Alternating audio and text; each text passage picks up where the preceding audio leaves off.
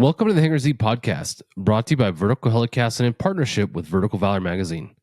This episode was recorded at European Rotors in Amsterdam in November of 2024.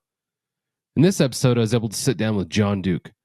Jon's a contributing writer for Vertical magazine and has an extensive background in aviation, including his flying career in the United Kingdom's military. Jon was an air traffic controller in the Royal Air Force and a helicopter pilot in the Royal Navy. During the episode, Jon shares his remarkable journey from a young aviation enthusiast to an air traffic controller and ultimately a helicopter pilot. We'll explore the unique challenges faced during search and rescue missions and the invaluable lessons learned throughout his career. This discussion will emphasize the significance of managing confidence in aviation, transitioning from search and rescue operations to broader military roles, and the essentials of effective communication in air traffic control. Jon also spent time as a flight instructor. During the conversation, he reflects on his experiences with students and highlights the importance of mentoring the next generation of aviators.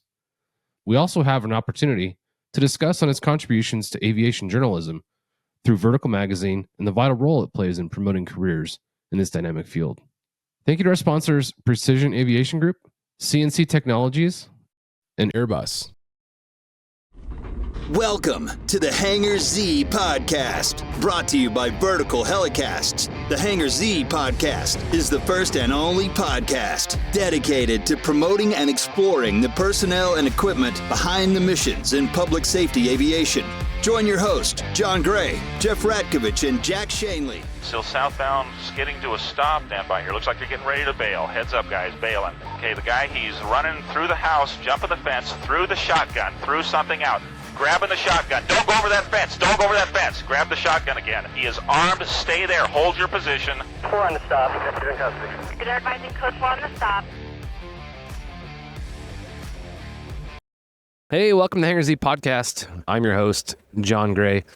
Back at European Rotors 2024 in Amsterdam. It's been an awesome show so far. This is day 2 for us, and it's packed again this morning. I feel like the mornings typically seem to be the busiest. Everyone's bright-eyed and bushy-tailed.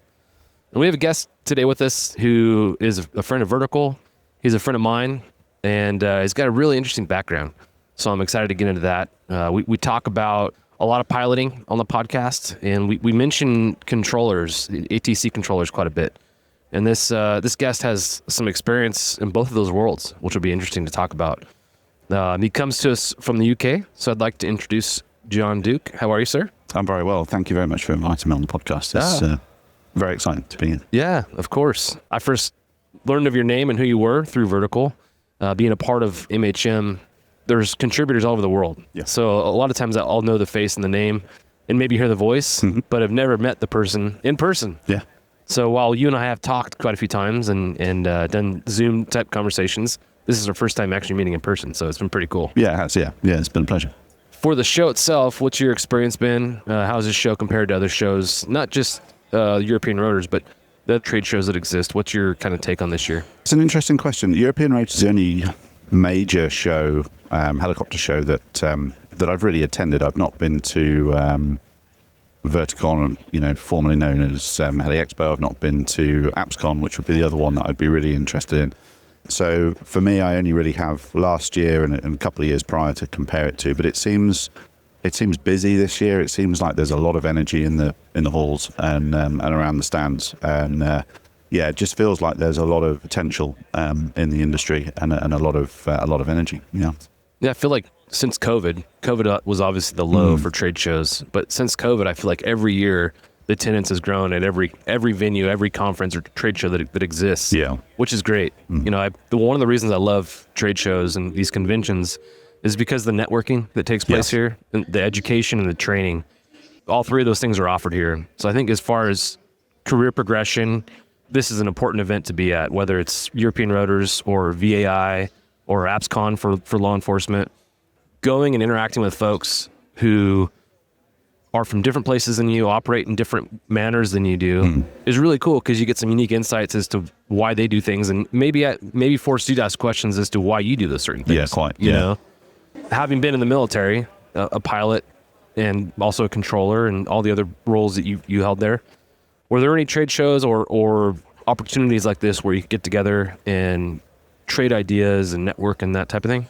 Yeah, within the service, we had some events that weren't typically, they certainly weren't of this scale, but it was more that networking effect, I suppose, is what you were alluding to. That existed within some units. And we'll probably talk about this a little bit later on, but the experience that I had when I was flying with the Navy as a search and rescue pilot was that unit wasn't a force in its own right. So it didn't really have the surrounding structure of, say, the Commando Helicopter Force, or at the time it was the Lynx Maritime Force or the Merlin Maritime Force. It drew pilots and observers, our tactical rear crew, which are still called observers in the Royal Navy, from all over the fleet, and air crewmen as well, engineers. So it was a real mixing pot. So that was our like 24/7 version of European Rotors, I suppose, was where the ideas got shared and melded and refined and iterated. So that was a great environment to be in.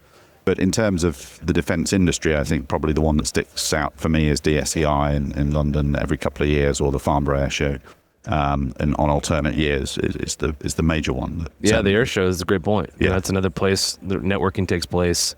A lot of recruiting, is young folks are seeing the aircraft and capabilities and being inspired to jump in those seats or try and figure out, how do I get to that spot? Yeah, absolutely. Love air shows, and I've never been to that air show, but I've heard good things about it. Yeah, Farnborough's good. I actually never went to Farnborough's when I was in the service. We would fly to, we had our own Naval Air Day at Yeovilton and at Culdrose in the early part of my career, which was great chance for the Navy specifically to interact with the public. And then later on, when those air shows, when those air days went away, the Air Force retained some of its air shows. So we would go to some of their air shows around the country. Occasionally, we would attend European air shows, particularly in Belgium and Germany, where there were other Sea King operators, which is my aircraft type.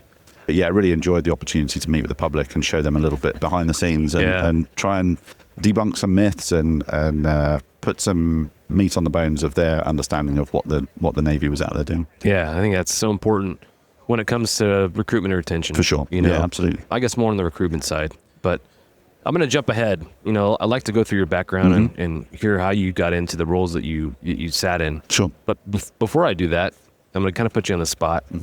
You talked about being a search and rescue pilot. Yeah. Of all the missions that you were a part of in that role, is there one mission in particular that kind of sticks out as being really impactful that you're able to talk about?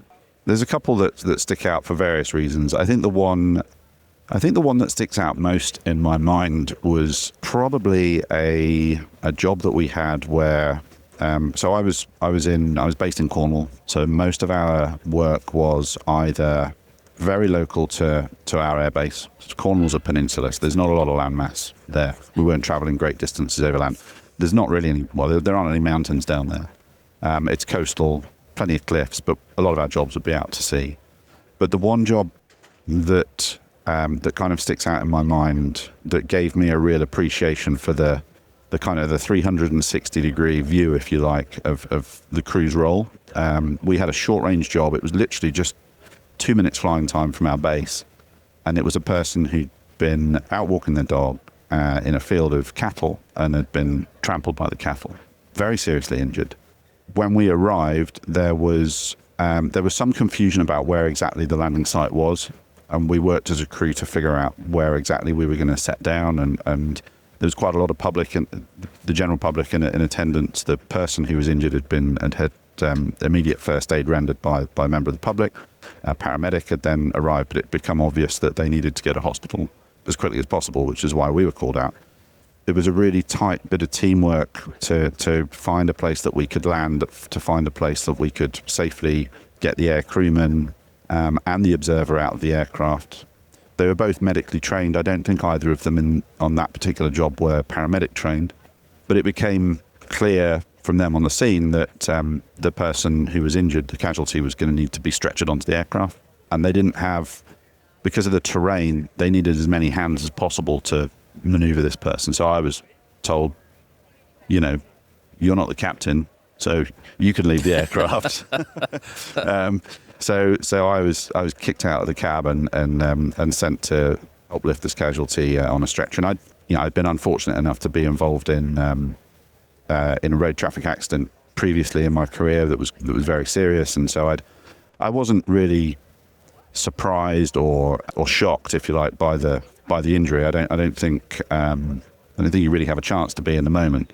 But what I really reflected on after that, and we got the casualty to hospital, and they survived, and they made a recovery, although I understand they had life-changing injuries.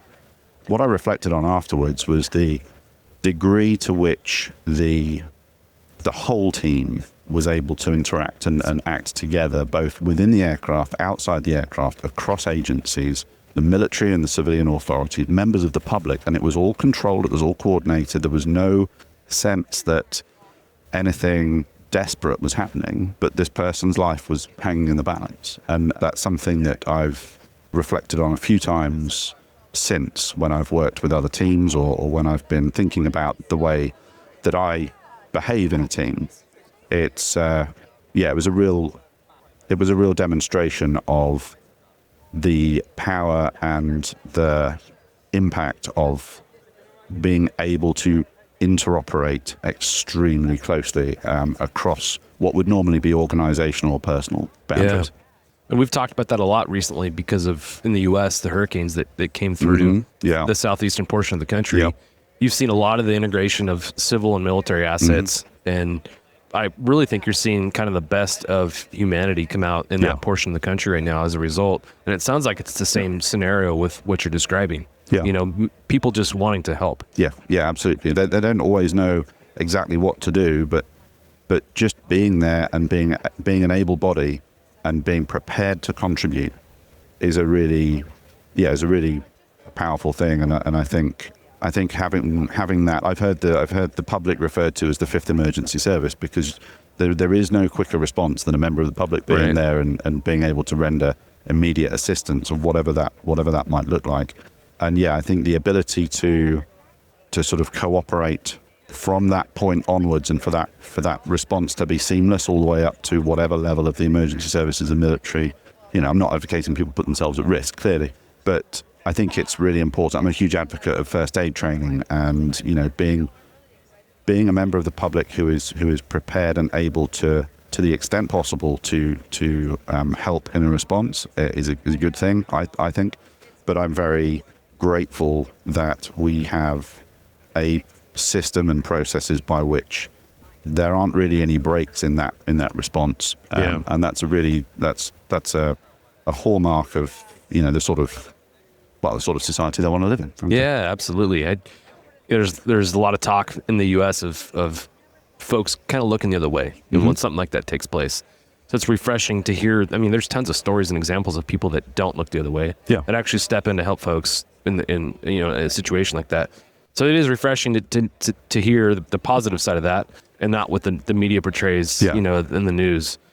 So I love those kind of stories, and I think being in public safety in the military, anytime that you can step in and have a positive impact on a situation like that, that's what you're doing it for, right? Yeah, absolutely. So that's great. Thanks for going through that. I want to go back now to who you are, where you grew up, where you went to school, and how you found yourself getting into aviation. Sure. So I grew up in a very small village in rural Cambridgeshire, which is I would say it's on the eastern side of the United Kingdom, about midway up. And it's an agricultural part of the country. It's now actually the city of Cambridge is quite well known as a tech hub in the UK. But when I was growing up, it was an agricultural part of the world. Grew up in a village with, I think, 4 farms, 1 pub, no shops. We weren't far from civilization. We weren't out in the middle of the boondocks, but it was we were far enough away from a big town or a big city for me to have only a few neighbours in my age group growing up. Really, only 2. And so I went to school fairly distant from where I lived. I had an hour and a half bus journey to get to school, which was in the city of Cambridge.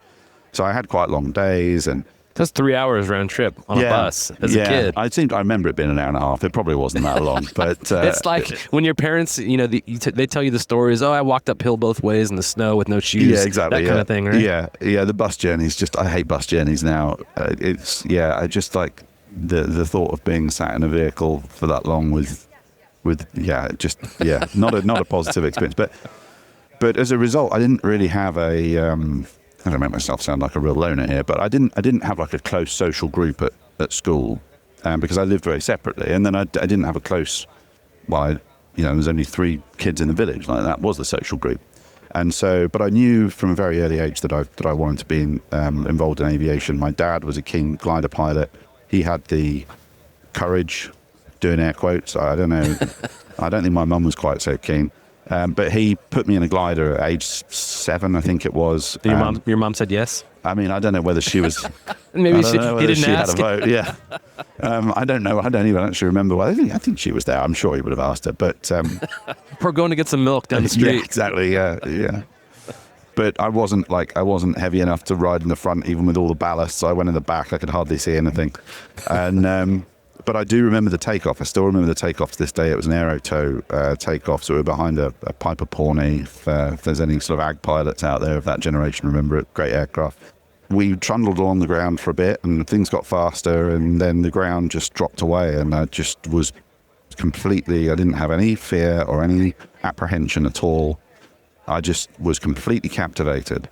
And we got up to about 3,000 feet, and the pilot was explaining to me, don't worry about the turbulence, because it was a little bit bumpy. It was a little bit kind of convective. And I wasn't at all. I was just completely captivated, and I had to go on the controls and kind of seemed, I'd never done anything like that in my life. So, Of course, I don't know whether it was intuitive or not, but first time somebody shows you how to control a machine, I suppose you're going to have an affinity with that machine, and I certainly did with the glider, with the sailplane that we were in. And then after that, that was it. That was what I knew I wanted to do. I was pretty much engaged by aviation. I'd always been kind of interested in airplanes, but that was my career path set, really. So as soon as I could, I joined the Air Cadets, and I had a great time in the cadets, and that was my social crowd, really. The Air Cadets, can you describe that program? Because in the U.S., we have the Civil Air Patrol, and it's kind of a leadership-based program that maybe is similar to what you're describing. Mm-hmm. Yeah, so the cadet forces in the UK in general are a pretty interesting construct. So when I was in the cadets, it was for school age plus kids. So you could join at 13 and you could stay a cadet until you were 21. And that model has changed a little bit around some of the safeguarding stuff, because those age groups are not necessarily always, it's not necessarily a great homogenous age group to have. But yeah, I joined at 13, and the cadets is effectively, it's not part of the armed services, so you don't attest into the armed forces. Anybody can join, but it is funded by the armed forces and supported by the armed forces, and each service supports a different branch. So the Air Force supports the Air Cadets, the Army Cadets, Sea Cadets, and then there's a combined cadet force which is effectively supported by all 3 services, and that's run through certain schools.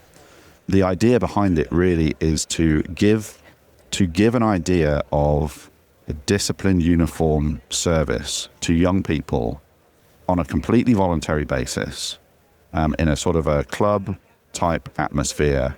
And really it's kind of a citizenship program, I suppose, but with elements of activities provided by those services. So for us in the Air Cadets, there was the opportunity to learn how to fly sailplanes. There was the opportunity to fly powered aircraft. If you advanced within the cadet corps and you took on additional responsibilities and you were considered to have performed to a particularly high standard, you would be awarded with a flight in a military aircraft. And a couple of my contemporaries at the time flew in various types of military fast jet, which I was always very jealous of.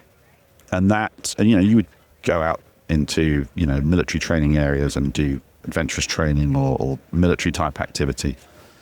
But the aim was not specifically to recruit people into the armed services. It was just to give you an experience of what life is, a representative experience of what life might be like in the military, help you make a better informed choice about potential future careers, and hopefully be an advocate for the armed forces, and understand a little bit more about defence into adulthood.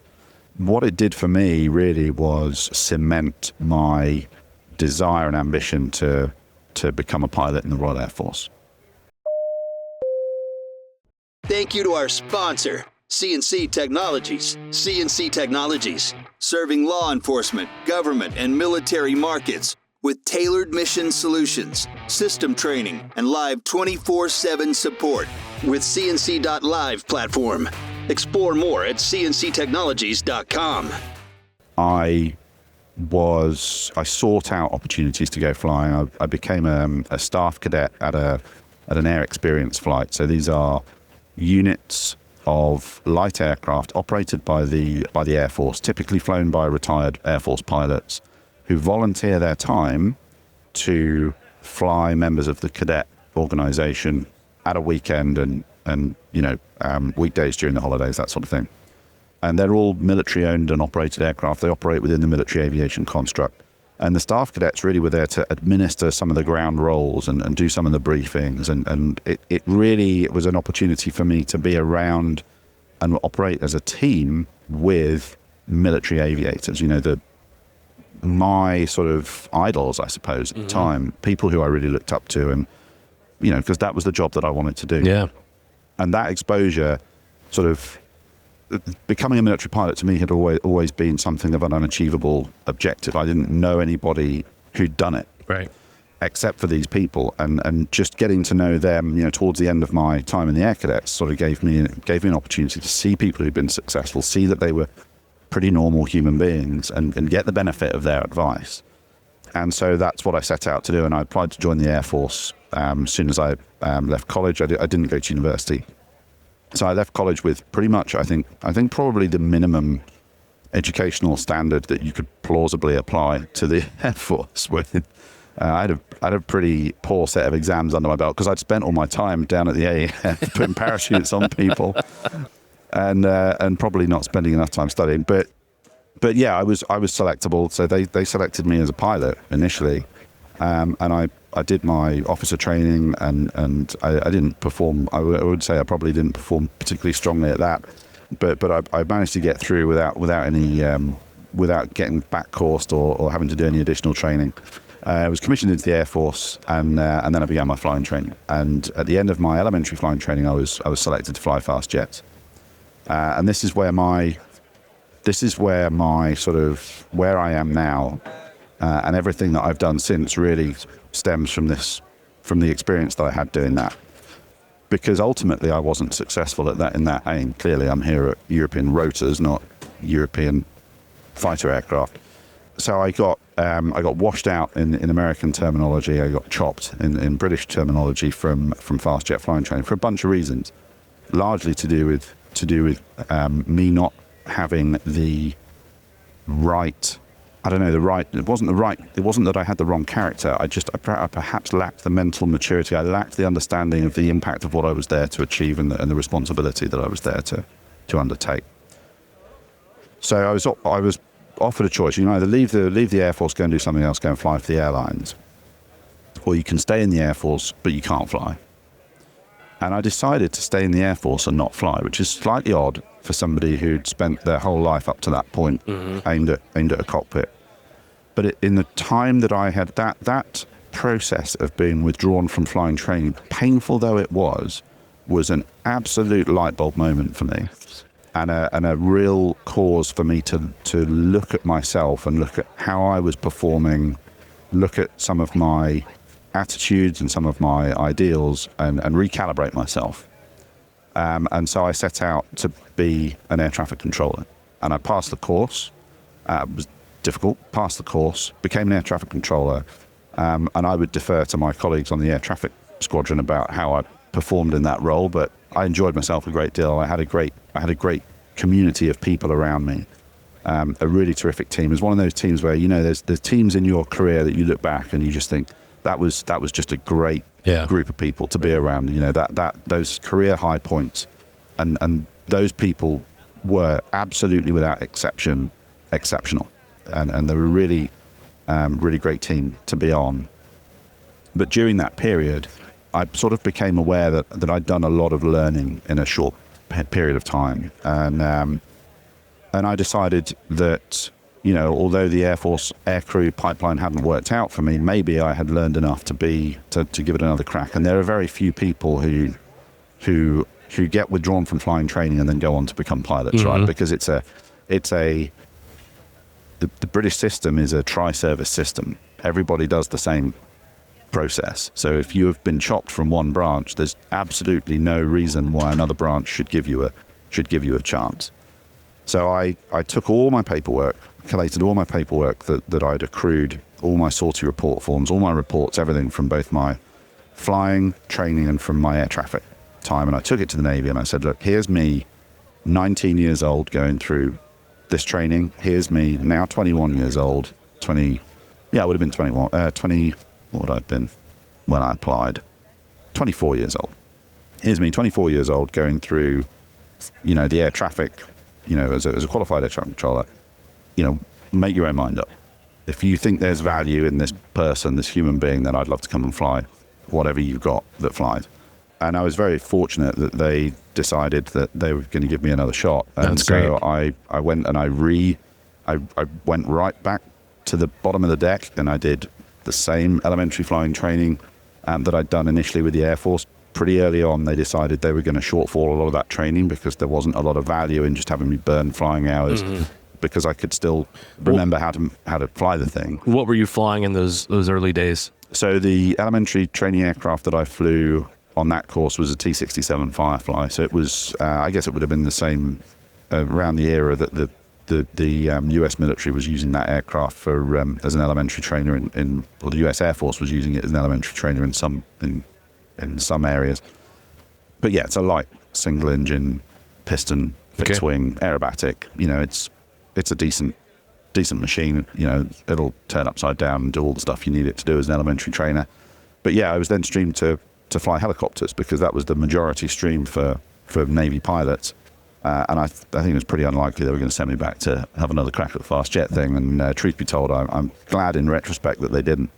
And so yeah, I set off down this path to become a helicopter pilot, and really, I fell in love with it pretty quickly. The idea of it became very obvious very early on in my helicopter flying career that helicopters just had to be treated differently to fixed-wing aircraft. Like all aircraft should be treated with respect. There's no doubt about that. They're all capable of getting outside of your own personal envelope.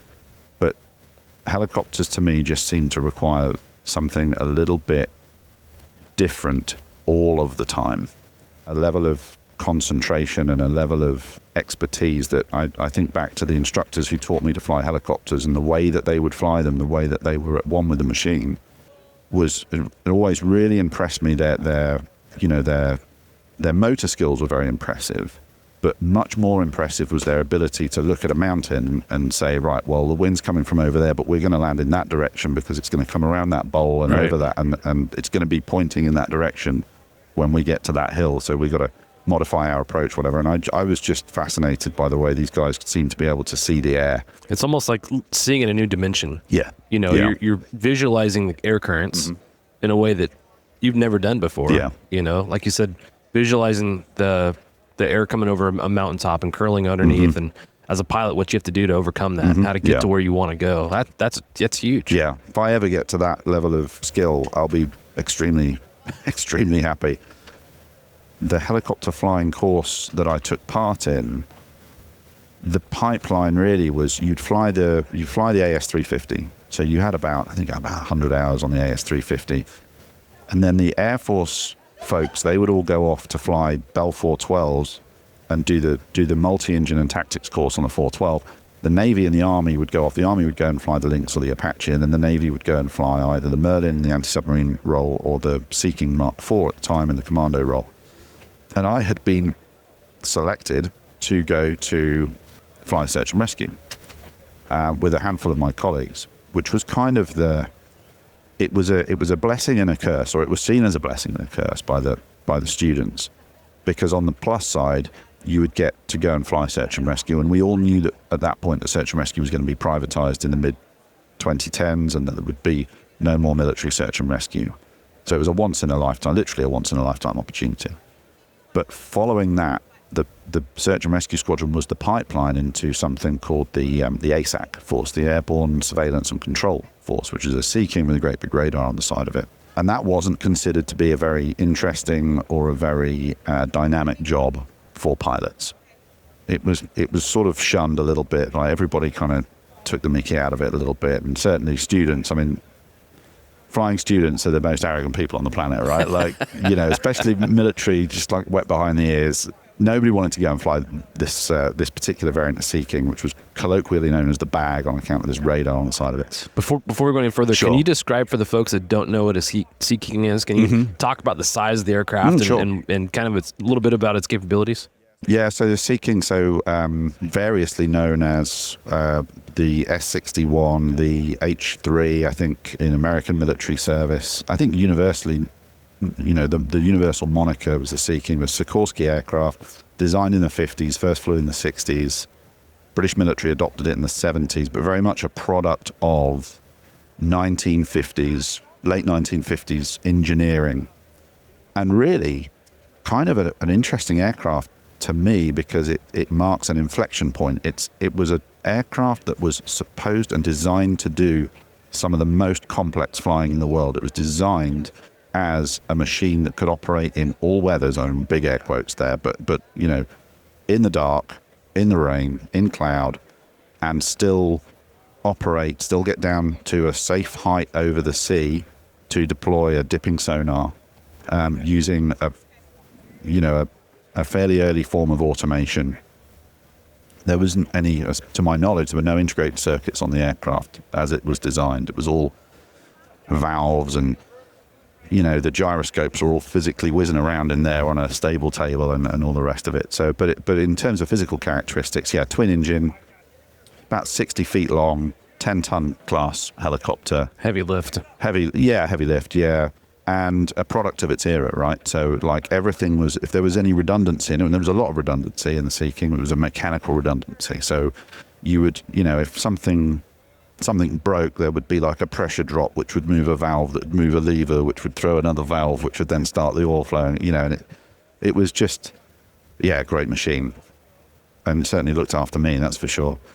But yeah, widely used in military service, and still widely used now in the civilian world for precisely that, for heavy lift. And so the Navy, in their wisdom, they figured that in order to go and fly the Mark 7, the surveillance variant, because of where it was deployed in the world, you needed to be night vision goggle trained. And it was a single pilot aircraft, one pilot, two observers. And they felt that putting ab initio pilots into that environment probably wasn't the best idea in the world. And you know what? I think they were probably right. So the pathway to get there was, you would go from Shawbury, which was where we trained as helicopter pilots, to the search and rescue squadron.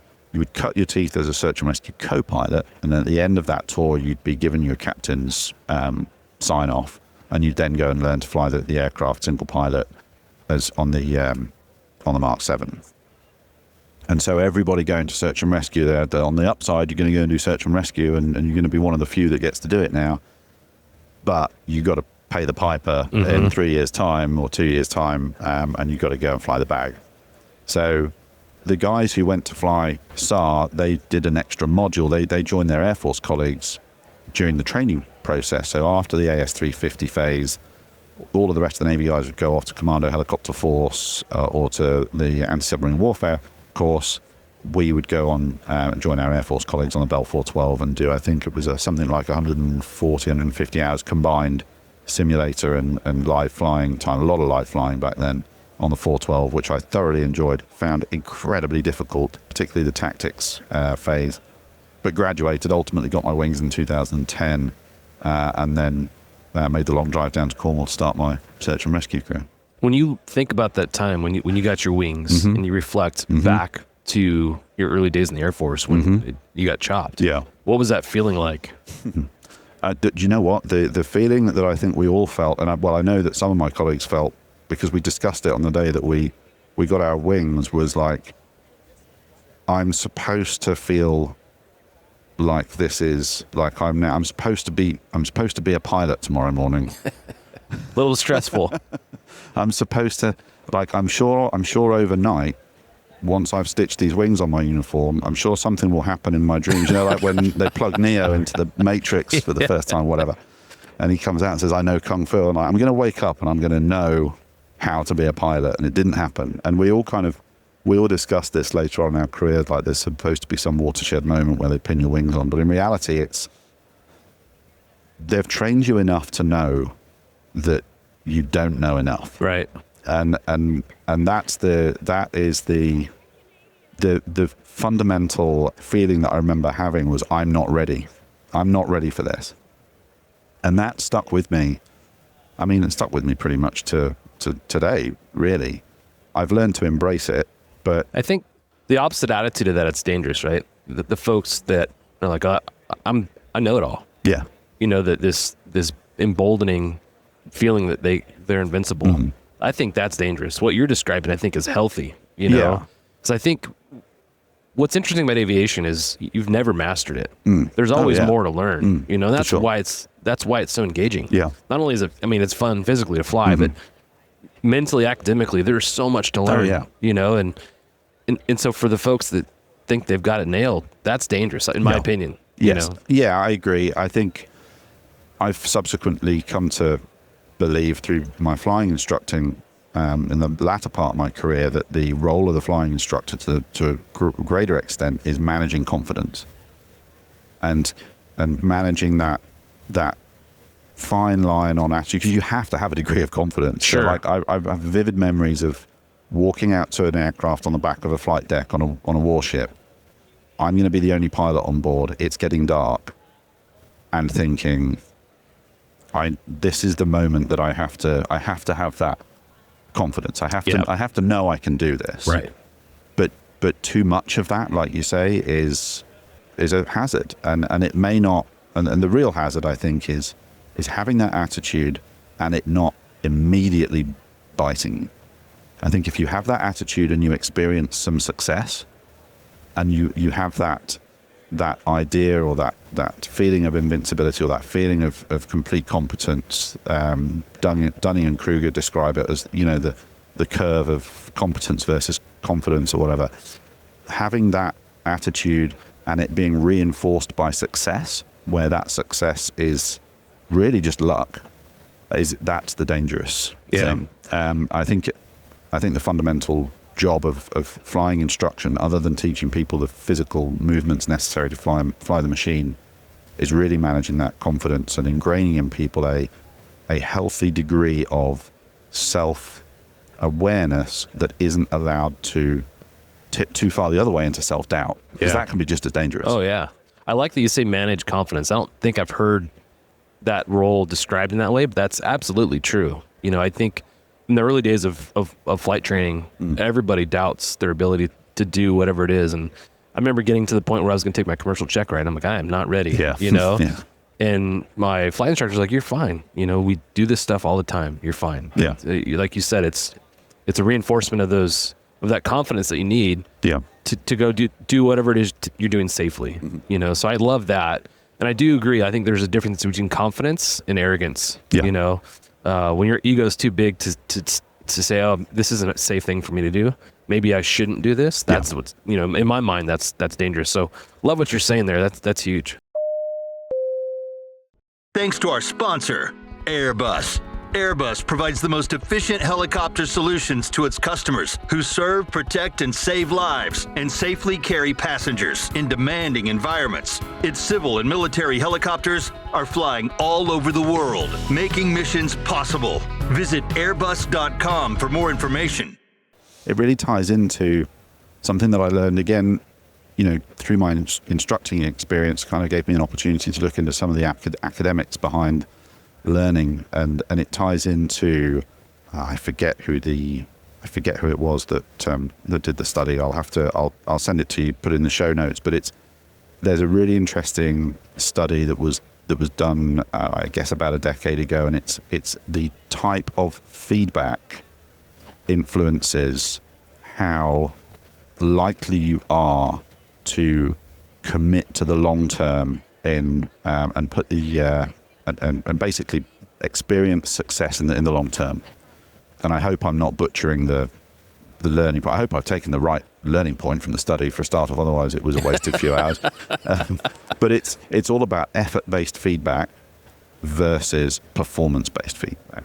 And so if you the concept behind it, they experimented. The experiment was based around the sort of feedback that you give kids, and whether it's praise based on effort or praise based on outcome, or praise based on like innate talent. So you were really good at that. You did that really well. You like jumped really high, or you ran really fast, or whatever it was. You flew that sortie really, really well.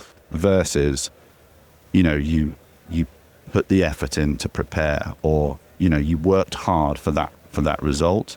It seems like a minor difference, but it's the differences in outcome and the differences in how people approach learning and how much energy and willpower and staying power, grit and resilience they are willing or able to commit to that learning process depends, or seems to depend, at least in part, on the type of feedback they get. And I think that's related. I think that's related to the concept of managing confidence, because if you believe that you are naturally good at something, there's no limit to that.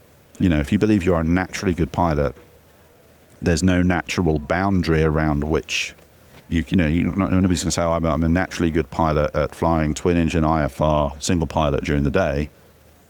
Like, you're just naturally good. You're going to be good at whatever flying, if you measure and if you track the amount of effort that you have had to put into learning. So I recently went from having, I had my military certifications as a pilot, and I've now done my commercial test, which I found nerve-wracking and thought I wasn't ready, by the way. I think about the amount of effort that I had to put in to go through that process. And I think if you reflect on the effort rather than on the talent, then you're probably in a better place to understand how much confidence you can place in what you've done. Yeah. We've talked about your time in the Air Force. We've talked about your time in the Navy. You've talked about the Sea King. You've gone through a little bit of the search and rescue. Can you talk a little bit about the operations that you undertook as a Sea King pilot after search and rescue? Yeah. I flew on the search and rescue squadron for 3 years, part of which was my training. And then at the end of that time, I went to join the Mark 7. And you'll hear the Mark 7 referred to variously as the ASAC, the Airborne Surveillance and Control, the SCASAC, which is Sea King Airborne Surveillance and Control, the Mark 7, or just the bag. And I'm just gonna call it the bag because it's just easier and it's what I'm used to. And so I did the course to become a single pilot qualified on the bag, and I joined the squadron, which was fragged to depart for the last deployment to Afghanistan very, very soon after I joined the squadron. And so I had a number of qualifications that I needed to do, like theatre qualification, dust landing, stuff that I'd not really done before. I joined in August. We had a deployment to the Middle East to do some of the training, some of which we had to shortfall, and then I was going to deploy in the new year to Afghanistan.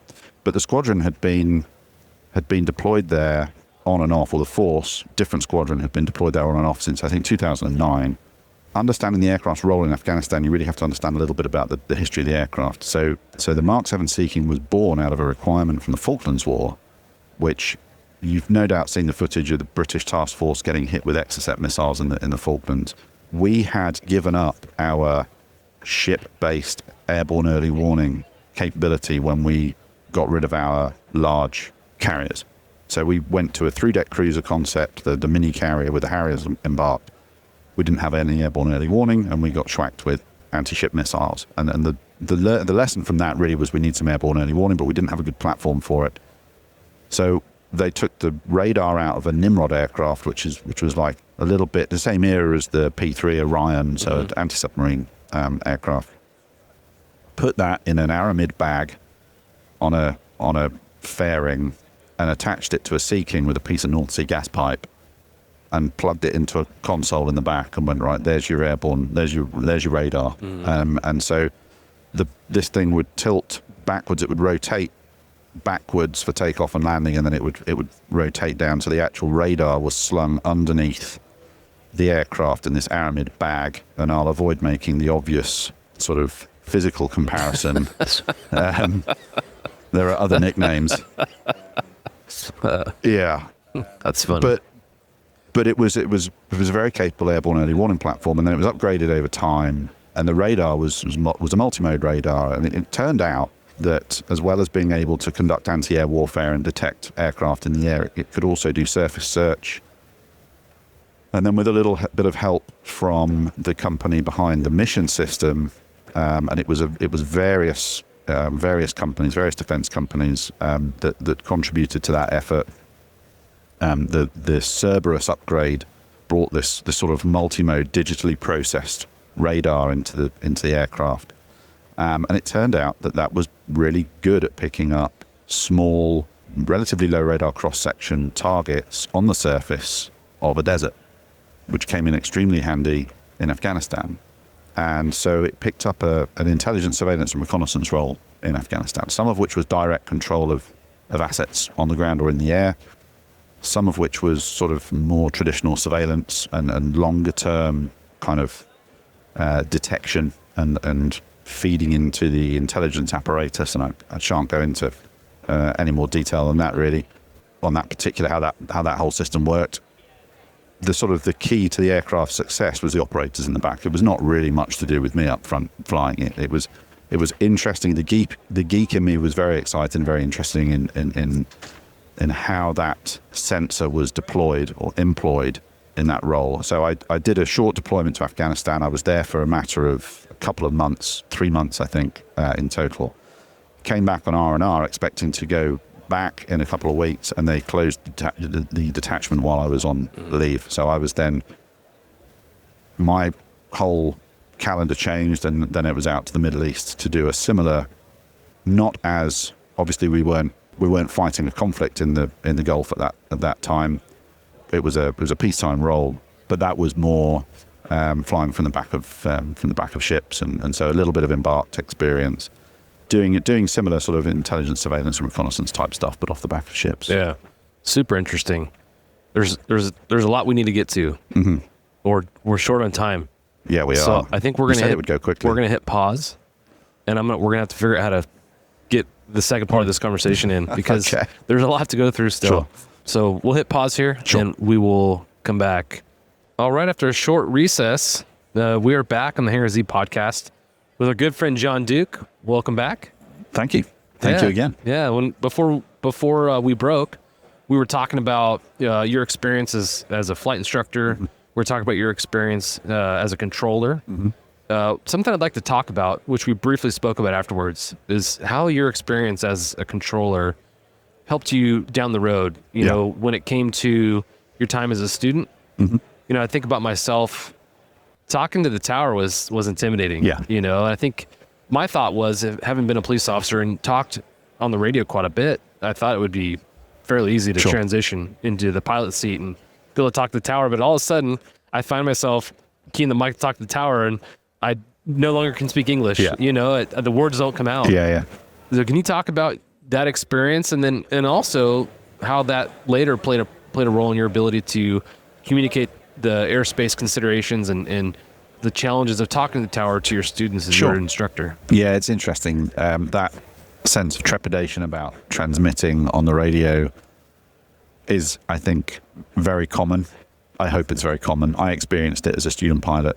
I then experienced it in a different way as a student air traffic controller, even though I did all of my air traffic control training in a synthetic environment.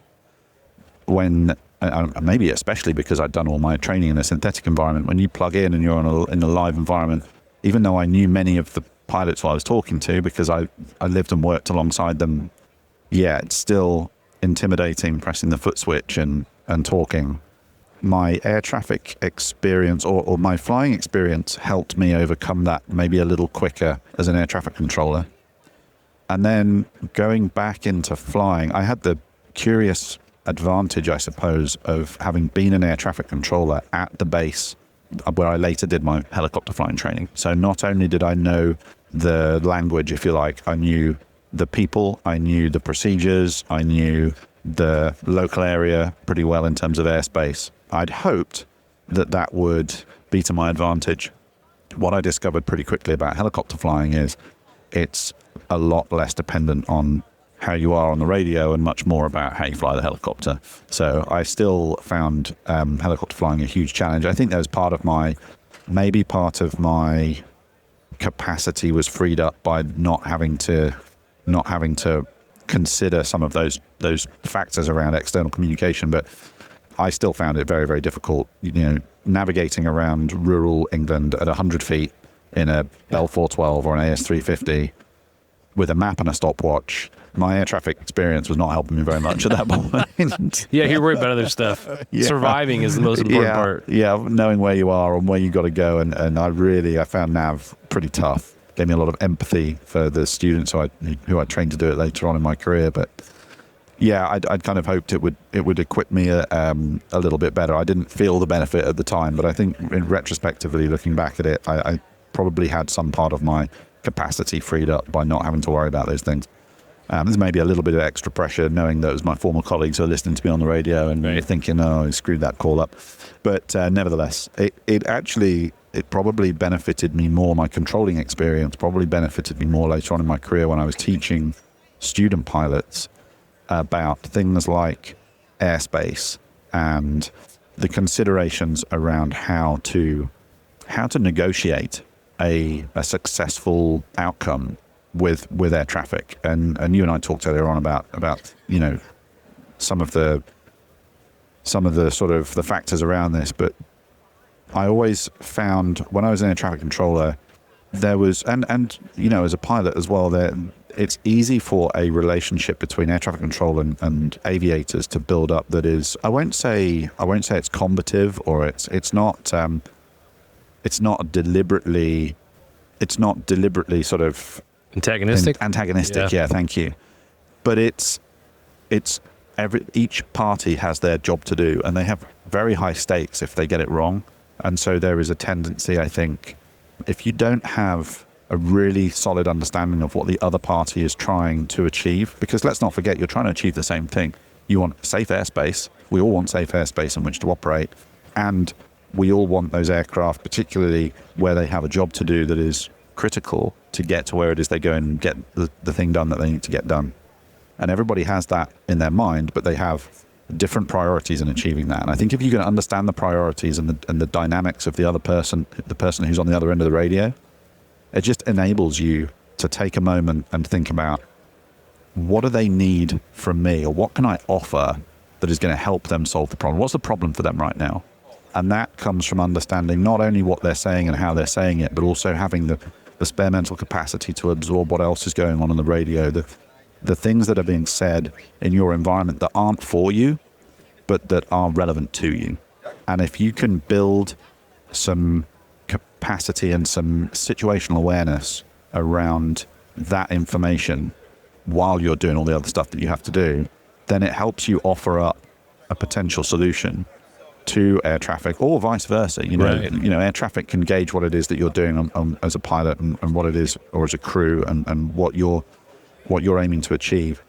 If you can put something on the table that neither party up until that point has considered, it may not be procedurally the cleanest, most regulator approved compliant process, but it might be acceptable, and it might just enable everybody to get the job done and to find an optimal solution. So having the spare mental capacity to do that, having the understanding and the contextual environmental understanding is really important. That's what I tried to equip my students with from my background as an air traffic controller, because I don't think you can do it simply from understanding the cockpit.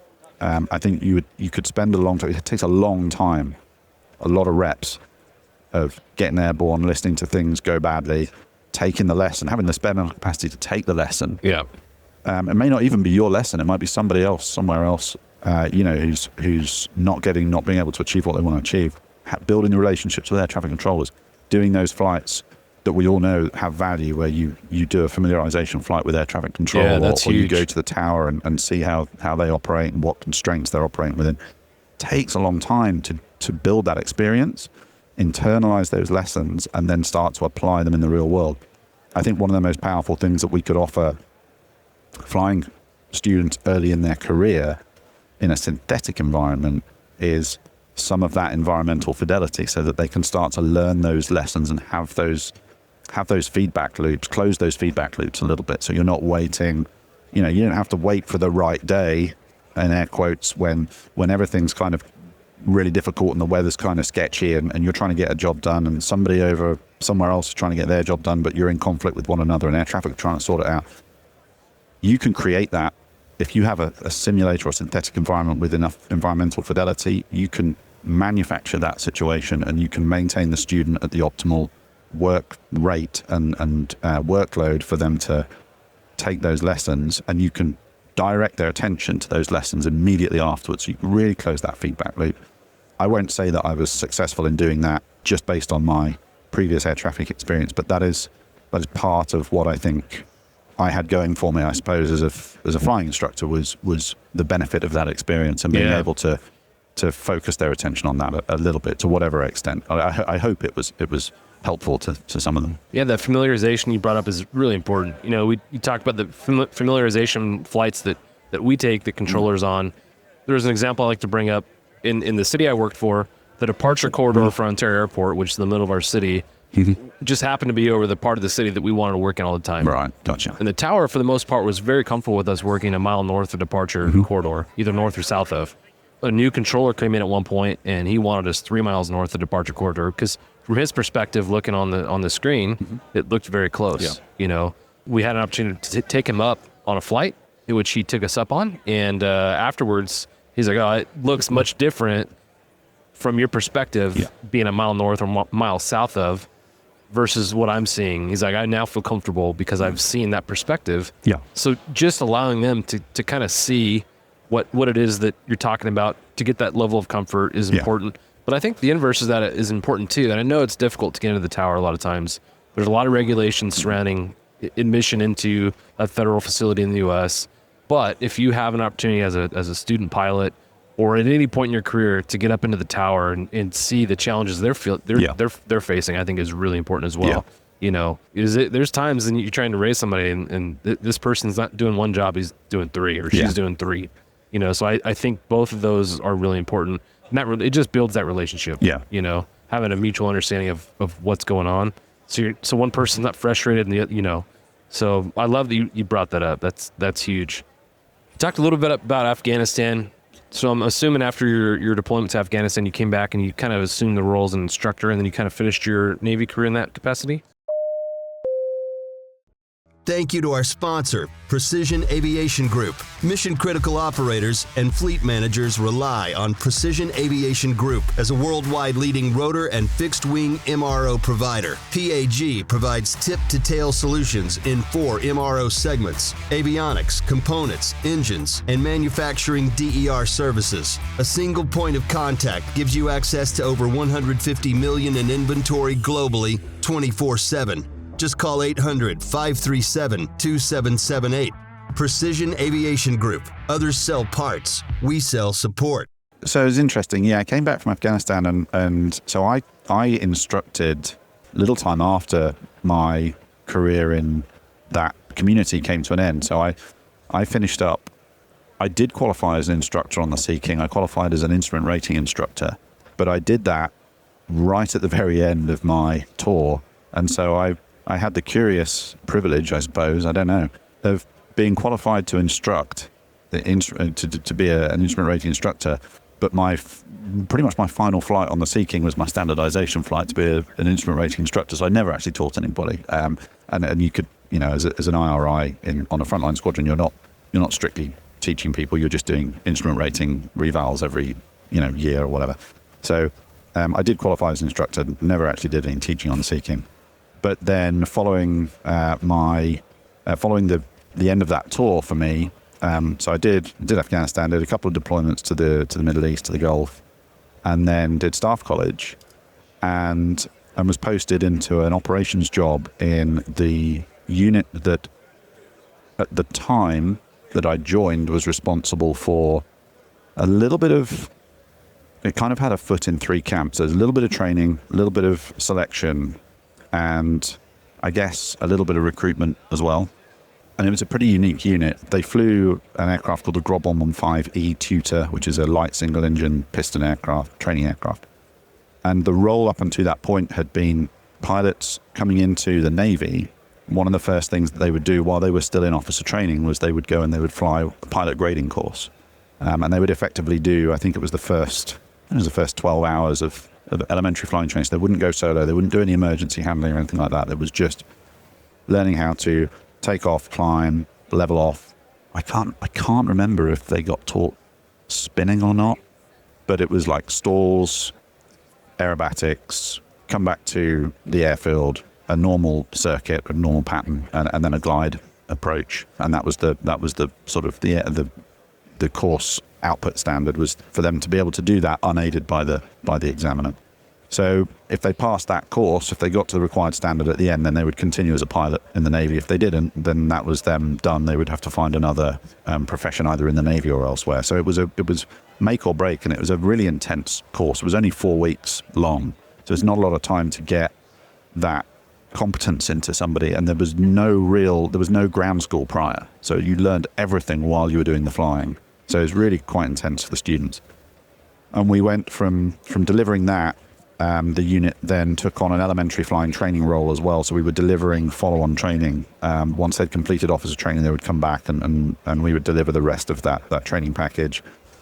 But we were also involved, I mentioned the cadet forces earlier on, we were involved in delivering experiential flying, I won't say training, but flying experiences to cadet units for youngsters to get them sort of interested in aviation and the military. And that's pretty cool, because this is kind of a full circle moment for you, right? Yeah, for sure. Because you can look back and literally see yourself as a kid in that seat. Yeah, absolutely. And a lot of what we delivered, and my part that I played in that as the operations officer, was really, I don't know, I'm probably taking liberties with the role, but I was almost like chief operating officer of that outfit, if you like.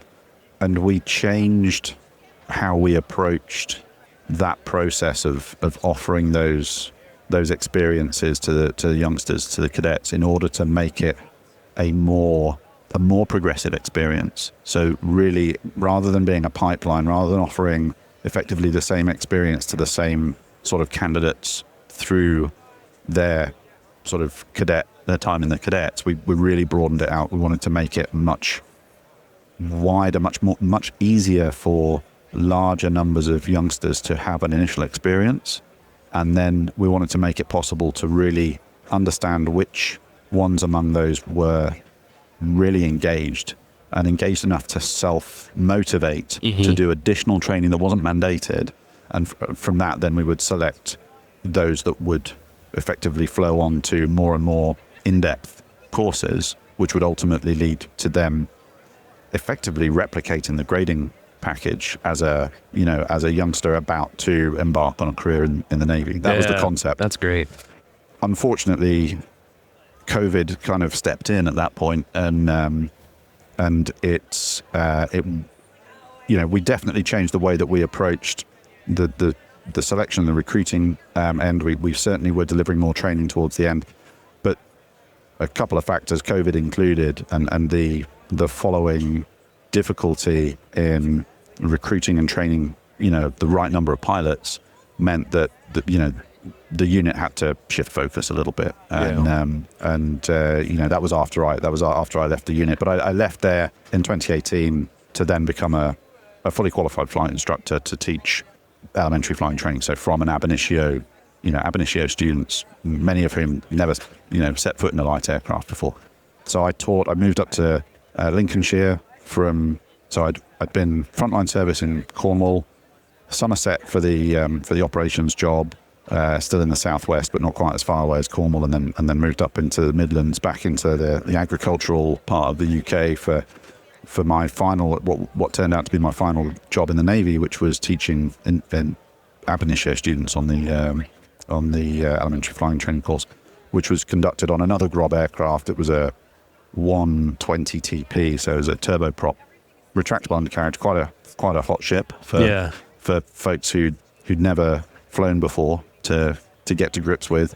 But yeah, it obviously took what experience I had from my career and what experience I'd had from engaging with youngsters who are literally about to start down that pipeline, took that experience and forward into training them, to a syllabus that was, laid down pretty strictly, I would say. And yeah, I think I always say that my students taught me more than I taught them, and I think that's probably. I think that it takes place in every area of instruction. You know, I feel like that always happens. You know, again, going back to saying I'm not ready. I don't think anybody ever is ready to be an instructor of anything. Yeah.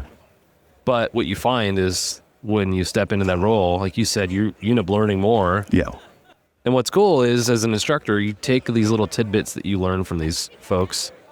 You take the best parts of that and you give it to the next person. Yeah. You know, and Nick Mink says it really well. He talks about being the carrier pigeon. You become a carrier pigeon, taking the tidbits of information that you like and feeding that across. You know, it's really cool. Yeah. Well, you mentioned earlier on, you asked me about what the equivalent to like European Rotors or you know, APSCON or Verticon would be in the military context, and I talked about the melting pot that was the search and rescue squadron at the time. The other time that I've experienced that was when I was instructing, because at an elementary teaching at an elementary level, you have instructors coming from all over the three services who've flown in all manner of different roles and different aircraft types. So I was teaching alongside pilots who had been Harrier squadron commanders, who'd been, you know, in the Red Arrows display team, others who had been squadron commanders in, you know, large multi-engine aircraft doing specialist ISR roles, helicopter pilots, folks that had done like really interesting niche mission sets that brought a unique mindset and a unique set of experiences to teaching students. And so it was a great learning environment for the students, for sure, but it was also a great learning environment for me. Yeah. It definitely changed a lot of the ways that my approach to aviation, and I think certainly my approach to teaching aviation changed over the 4-5 years that I was doing. Yeah. Man, it's been cool to hear about your experience in all these different roles. You really kind of got a foot in each camp, you know, in aviation. And now you're out of the Navy. You're doing a bunch of different jobs. It seems like you've got, you know, littered here and there, and everywhere. And one of those is working for Vertical as a contributing writer. You've done some great work for Vertical, and you know, I'm biased, but Vertical, in my opinion, is the premier helicopter publication in the world. When I first went to aviation, I remember going into the hangar and Vertical magazine was on the coffee table, and I picked it up, and I've been a fan ever since. You know, I think it is the gold standard in aviation as far as the publications go, the quality of the articles, and you're a big part of that. Can you talk about your role at Vertical and maybe of all the projects you've done, what's one of the favorite projects you've worked on? Yeah, so I'm a contributing writer for Vertical. I've been very, very lucky to have fallen into that, really. Thanks to Lloyd Horgan, who's an exceptional photographer and a good friend of mine. He and I actually met when he visited the search and rescue unit that I was with. Shortly afterwards, I'd written a press release to support the photographs that he was taking, and of course I couldn't be paid for that. I was writing as a Navy officer, and you know, that went out to the magazine, and I don't even remember if they printed it or not. But a few months later, Lloyd was visiting, I think it was the Spanish Army, on an exercise, and rang me and said, you know, do you want to write the article? And I was like, yeah, I guess I'm kind of busy. Yeah.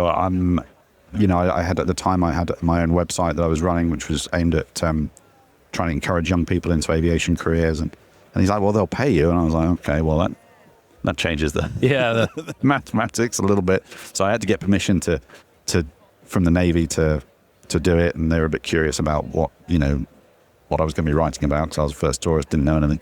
And I eventually got permission, and I wrote the article, and it's out there if people want to read it. But it's I hope I've written better stuff since. But the relationship sort of flourished from there, and you know, I was asked to write more stuff.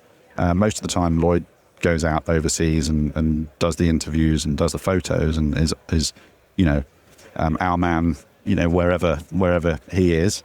And I get those interviews. He sends them to me, and I maybe follow up via email, or I jump on a call with one of the folks that he's been out operating with. But occasionally, I get to go and I get to do the visits. And you would probably think that. So I've done two visits now where I've had an opportunity to actually fly the aircraft, and those are both with Airbus helicopters. And I'm very grateful for that opportunity. And you'd think it would be one of those as a pilot that would stick in my mind, but actually it's not. It's the most recent visit that I did with the Finnish Army and seeing their NH90 crews operate in how they operate in Finland, which obviously is now the eastern flank of NATO. And from somebody who comes from an operational background, and I've done a little bit of operational flying, it's interesting how quickly you lose your comfort level with some of the operational norms. Yeah. So sitting in the back with no stick and no vote, and looking out the door and thinking, well, that other aircraft looks terribly close, and those trees look terribly close, and the ground looks terribly close, Right. and we're going pretty quickly, and going into confined areas from 150 knots in the cruise to a pairs confined area approach in a tight confined area in research, blowing snow, and just thinking, well, these guys are either really good or they have no clue. And it turns out, obviously, it's the Really Finnish good. Army, they're really good. Yeah. They really know what they're doing. And that article is in the show magazine. Bit of a shameless plug, but it is genuinely the one that I'm most glad that I got to go on that visit, because I have a great respect for what the Finnish Army is doing with those machines. Yeah, incredible feature to be involved in writing. And obviously, I mean, the photos and the videos are incredible as well from Lloyd. But I have to say, if anybody out there is listening who has a connection with the military or is in the military and has an opportunity to go and fly with the Finns, jump at the chance, because it's they have a lot to bring. It's time for your Heli Life giveaway secret word. Listen up and remember this word, because you'll need it to enter for a chance to win exclusive Heli Life gear. Ready? This episode's secret word is siren. Visit contests.verticalhelicast.com to enter the secret word. So it's interesting you bring up Lloyd. With Vertical, I feel like Vertical has attracted the world's best talent in whatever the said thing is. Yourself as a writer, and Lloyd as a videographer and photographer. The stuff he produces is best in the world, in my opinion. Mm-hmm. He is phenomenally amazing at doing that job. So if you don't follow Lloyd, look him up through Vertical Valor magazine and follow his work, because it's really inspiring. It captures the heart of aviation with what he's doing. Yeah. You Absolutely. combine that with your writing skill, and it's gold. So I'll just thank you as we end here. Thank you for your career. Thank you for turning your post-career life into promoting the work that's being done in aviation. Because we talk about recruitment and retention, and that's kind of what drives that, right? Is the positive promotion of the things that are being done worldwide by air crews, whether it's in public safety or utility or military world. There's so many cool missions that are being done by helicopters. Yeah, for sure. So it's been awesome to sit here and talk with you about likewise. that. Thank you very much. Look forward to hanging out more as we go. But until later, we'll catch you later. Thanks, John. All right, see ya. Thanks for joining us for this episode of the Hangar Z podcast. Don't forget to like and subscribe to hear more stories that promote the personnel and equipment behind the missions in public safety aviation. Lastly, stand by for a message after a word from our sponsors. Cheers. Thanks to our sponsor, Airbus. Airbus provides the most efficient helicopter solutions to its customers, who serve, protect, and save lives and safely carry passengers in demanding environments. Its civil and military helicopters are flying all over the world, making missions possible. Visit airbus.com for more information. Thank you to our sponsor, Precision Aviation Group. Mission-critical operators and fleet managers rely on Precision Aviation Group as a worldwide leading rotor and fixed-wing MRO provider. PAG provides tip-to-tail solutions in 4 MRO segments: avionics, components, engines, and manufacturing DER services. A single point of contact gives you access to over 150 million in inventory globally, 24/7. Just call 800-537-2778. Precision Aviation Group. Others sell parts. We sell support. Thank you to our sponsor, CNC Technologies. CNC Technologies, serving law enforcement, government, and military markets with tailored mission solutions, system training, and live 24/7 support with CNC.live platform. Explore more at cnctechnologies.com. Thank you for joining us on this episode of the Hangar Z podcast, brought to you by Vertical Helicast in partnership with Vertical Valor magazine. We had a fantastic conversation with Jon Duke, where we explored his inspiring journey from an aviation enthusiast to an accomplished air traffic controller and helicopter pilot, as well as a contributing writer for Vertical Magazine. Jon's insights on managing confidence in aviation, the challenges of search and rescue operations, and the importance of effective communication in air traffic control have truly highlighted the complexity of this field. His experience as a flight instructor and his contributions to aviation journalism underscores the significance of mentorship and promoting careers in aviation. You can look for articles written by Jon Duke at verticalmag.com. Please don't forget to like and subscribe on your favorite audio platform, as well as on YouTube. Check out our family of helicopter podcasts at verticalhelicast.com. You'll find our newest podcast called the Valor Flight Crew Podcast, which is dedicated to the helicopter air ambulance segment of our industry. You'll also find the Real Rescue Podcast with Jason Quinn, the Helicopter Podcast with some guy named Halsey Scheider, and the Vertical MRO Podcast dedicated to the amazing maintainers in our industry that keep the missions going. While we're on the topic of our maintainers, Vertical is hosting a first-of-its-kind conference dedicated to the maintenance, repair, and overhaul segment.